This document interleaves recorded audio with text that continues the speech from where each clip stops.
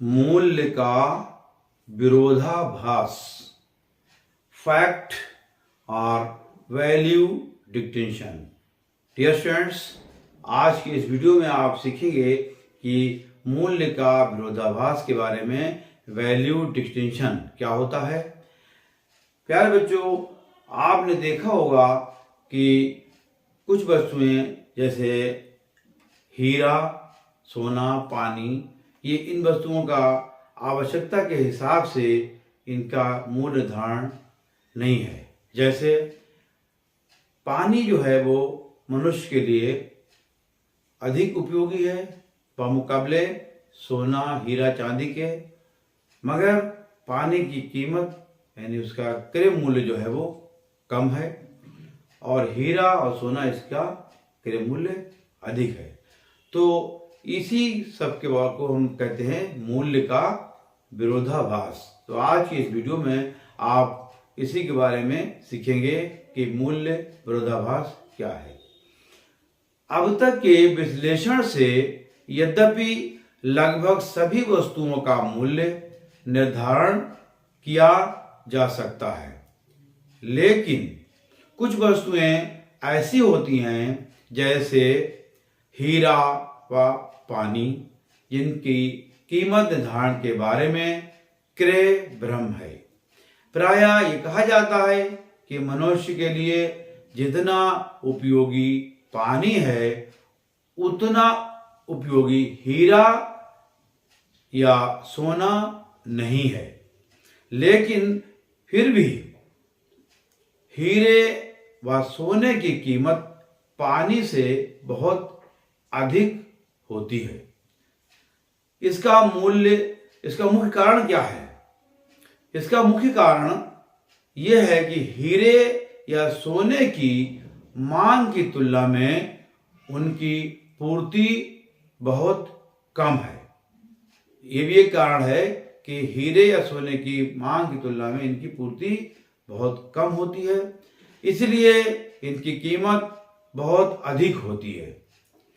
अब परिकल्पना कीजिए कि हीरा कोयले की तरह निकलने लगता है, तो क्या इसकी कीमत उतनी होगी जितनी की अब है?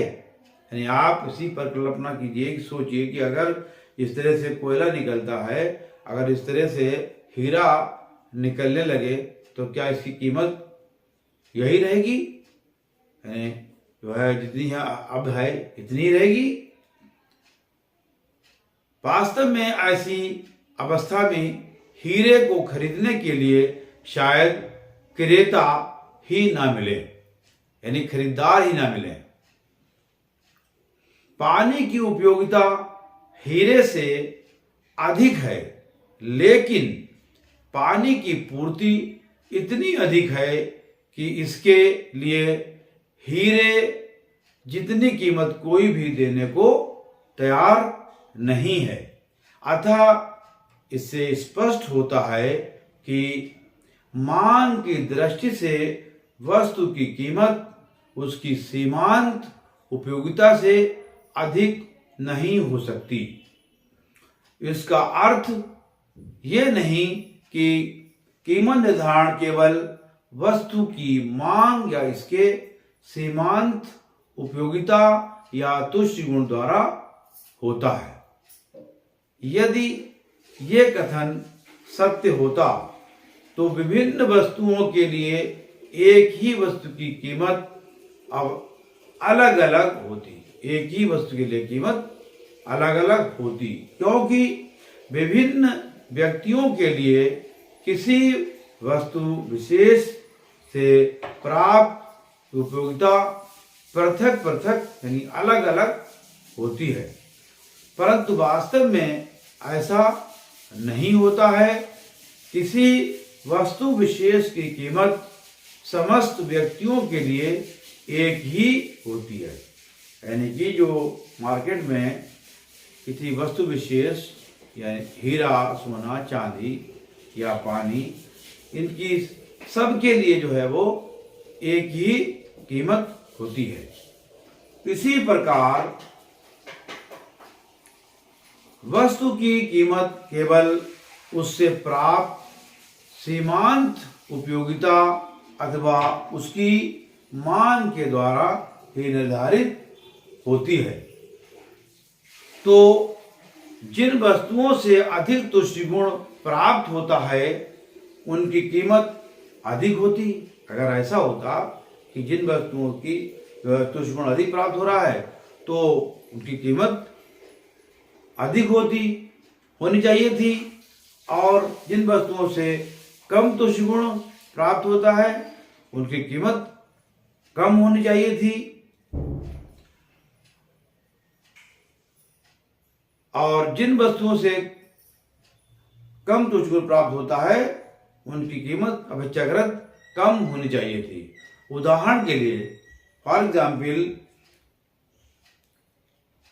वस्त्र या अनाज की कीमत हीरे, जवाहरात या रेडियो की तुलना में बहुत अधिक होती, परंतु वास्तव में ऐसा नहीं होता।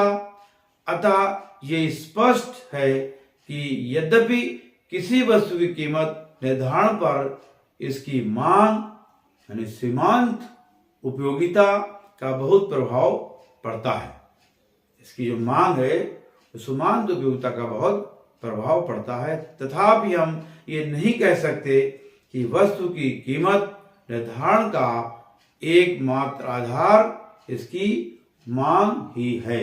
हम ऐसा नहीं कह सकते।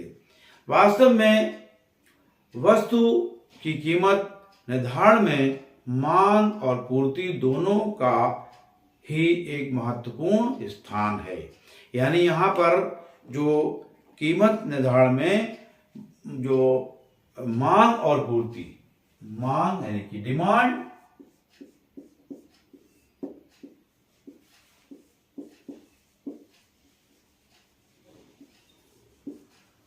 और पूर्ति सप्लाई, मांग और पूर्ति का जो है किसी वस्तु की कीमत निर्धारण में मांग और पूर्ति का विशेष जो है वो महत्वपूर्ण योगदान इसका रहता है। तो प्यारे बच्चों, जो मूल्य विरोधाभास जो आपका टॉपिक आज है इसके बारे में आप पढ़ रहे हैं, तो उम्मीद है कि आपके इस समझ में टॉपिक आ गया होगा कि वैल्यू डिस्टिंक्शन या फैक्ट डिस्टिंक्शन क्या होता है। यहाँ पर मोटी बात समझ लीजिए कि आप कुछ वस्तुएं ऐसी होती हैं जो उनकी उपयोगिता ज़्यादा होती है मगर उनके जो मूल्य है वो कम है। जैसे पानी, हीरा और सोना जो है उसकी उपयोगिता पानी के मुकाबले कम है मगर फिर भी उसके मूल्य, उसका क्रय मूल्य जो है वो अधिक है। तो एक तरह का ये मूल्य विरोधाभास है, वैल्यू डिस्टिंक्शन है। तो प्यारे बच्चों, आज की इस वीडियो में इतना ही। उम्मीद है कि आपके समझ में ये टॉपिक आ गया होगा। Thank you, take care.